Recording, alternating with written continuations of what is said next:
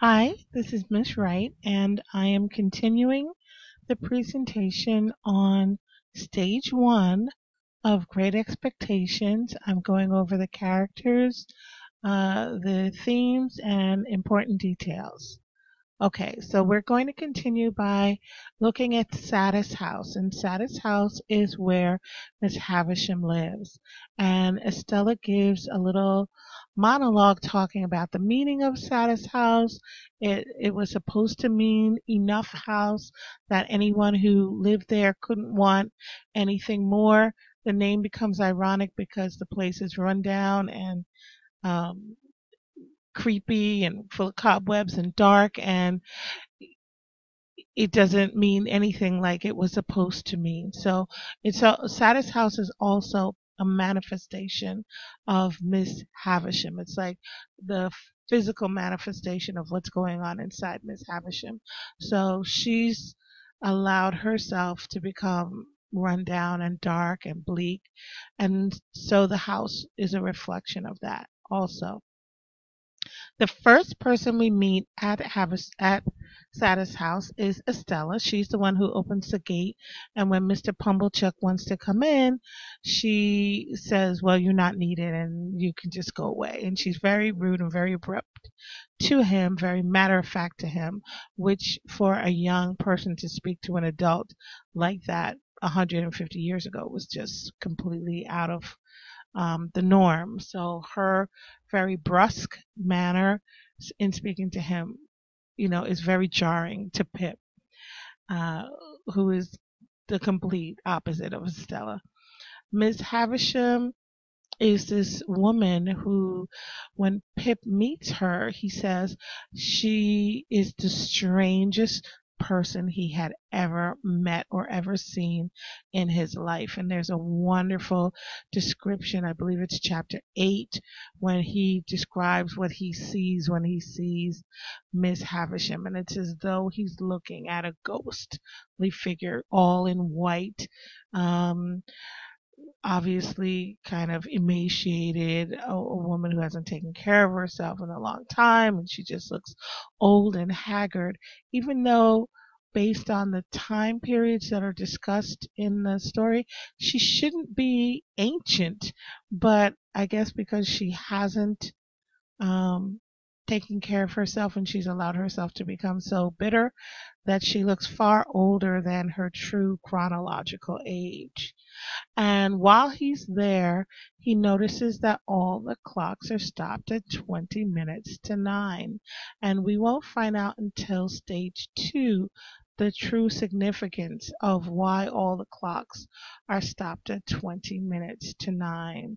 And it's as though she has stopped time because during stage 1 she says she knows nothing of days or months of the year. She doesn't want to think about time. She's just allowed time to come to a halt in her home, and she people come to celebrate her birthday, but they're never allowed to really speak about her birthday or her getting older or anything like that. Another person, the doppelganger. The doppelganger is a ghostly double. It's a double of someone. And while Pip is there at the brewery and he walks around the grounds, he sees in one of the windows a figure all in white, but the figure is hanging from the window as though it's, being, as though it's dead, has been hung. And it's very frightening to him. And so we're like, where is this coming from? Is this Estella playing tricks on Pip? We never really find out what that thing was in the window, but it's a clue to us as readers that Dickens is playing with the Gothic novel. So this novel, Great Expectations, I sometimes think of it as like a little jambalaya of literature because it's part romance, part adventure, part Gothic tale, all mixed together. So in that chapter, chapter 8, near the end, Pip sees this ghostly figure that resembles Miss Havisham in many ways, but he can't understand how it could possibly be her hanging there and what's going on. And the doppelganger, look for it to come back in subsequent chapters of the book in stage 2. So Dickens is playing with different literary genres as he writes this novel. Jaggers, or Mr. Jaggers, is a mysterious man that Pip sees on this staircase one day when he's at Mrs. Havisham's house. And he describes him. Go back and look at that description because it will become important later on in the novel. Jaggers reappears towards the end of stage 1 as a lawyer sent to Pip to tell him of his great expectations. And he's a very odd lawyer because he says he's come to perform this duty, but he doesn't recommend it. He doesn't think it's a good idea. He really doesn't want anything to do with it, but because he's being paid to do so, he's executing his duties by telling Pip of his great expectations. So Mr. Jaggers is another one of these characters who's very brusque, who's very short and very stern in his manner. But the details of his personality are quite intriguing. So make sure you go back and look. He bites his fingers. He smells of scented soap, and all of these things become important later on. They seem like trivial details, but later on we find out that each and every one of them is actually significant. The pale young gentleman is this young man that Pip meets in the backyard at Miss Havisham's house one day. We later find out that his name is Herbert. But this young man wants to fight Pip. And it was like, why? Pip has no idea why this young man wants to fight. The young man seems to know all the fine points of fighting, but has no muscles. And so Pip, who is the blacksmith's son, can just kind of ball up his fist and give him one good poke and he's down for the count. And so it happens a couple of different times, I think 3 different times, that Pip is able to knock him down, and the boy, declares that he's been defeated, but seems to have no rancor, no animosity towards Pip, and is a really good sport about the whole thing. And then he seems to disappear. He will come back in stage 2. So keep an eye out for that pale young gentleman who reappears in stage 2 of the novel. The relatives of Miss Havisham come annually on her birthday, and they are quite odd. Pip actually calls them humbugs and toadies, or toadies and humbugs. And you don't actually even need to know exactly what those are. You can tell it's not flattering.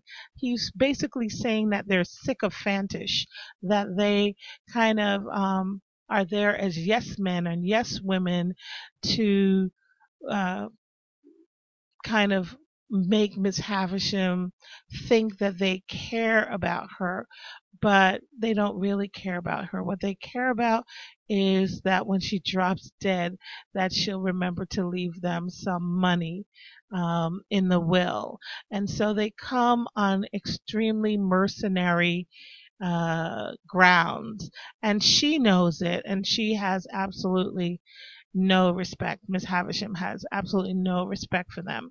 Miss Havisham talks quite a lot about Matthew Pocket, who is the one relative who never comes. They had a falling out years prior to this, and we'll find out in stage 2 why they had a falling out. But she says that Matthew will come one day when she's dead, and he'll have to sit at the table and pay her respects. So Matthew is on her mind because Matthew is one of her relatives that doesn't bow low to her, that doesn't give in to her. He's a man in his own right. And so when we meet him in stage 2, we wonder what kind of person that he is, but we always have to remember this is a man of great pride who won't bow down to Miss Havisham and put up with Miss Havisham's nonsense. Okay? I'm moving on to the last section, which is the people of the town. Now, Kent is the district, and the town is never really named. So Kent would be like, you would say like Bergen County, it's a district. And then the town would be like Teaneck, but the town is unnamed. Okay? And one of the people from the town that we meet is Mr. Wopsle, who is the parish clerk, which means he works for the church. He keeps records at the church. He often sermonizes at the church. But if you look at his characterization carefully, Mr. Wopsle loves to perform Shakespeare. He's this gentleman who has this secret passion for being an actor. And later on in stage 2, we'll actually see him pursue that love of his more vigorously. So keep an eye on that. And he's someone that Pip generally respects. He finds him a little amusing, but he generally respects Mr. Wopsle. Mr. Hubble and Mrs. Hubble are friends of the family. They come to the Christmas dinner. There's a wonderful description of them at the Christmas dinner, or Mr. Hubble especially. And they are people who go along with Mr. Pumblechook and tell Pip that he should be grateful that he's being raised by hand, and Pip can only think that when he thinks about being raised by hand, he thinks about being beaten because he's often beaten with that hand. He's not actually raised with great care or great affection. Mr. Wopsle's great aunt is a very elderly woman who runs a night school for farm children. So the children of the town would have to stay on the farm during the day and help their parents. But in the evening, once the labors were over, they could go to this school, and they were supposed to be learning something, learning to read, write, learn math. But from the description of what goes on at the school, it appears that they don't learn very much except how to throw things at each other and how to fight with each other. And Mr. Wopsle's great aunt ends up falling asleep in her chair in the corner, and when the room gets rowdy enough, she finally wakes up and charges after the boys to try to get them back under control. So Pip is going to the school in the evening, and he's not learning anything because it's just a big melee in there most of the time with these unsupervised children while the old lady sleeps in the corner.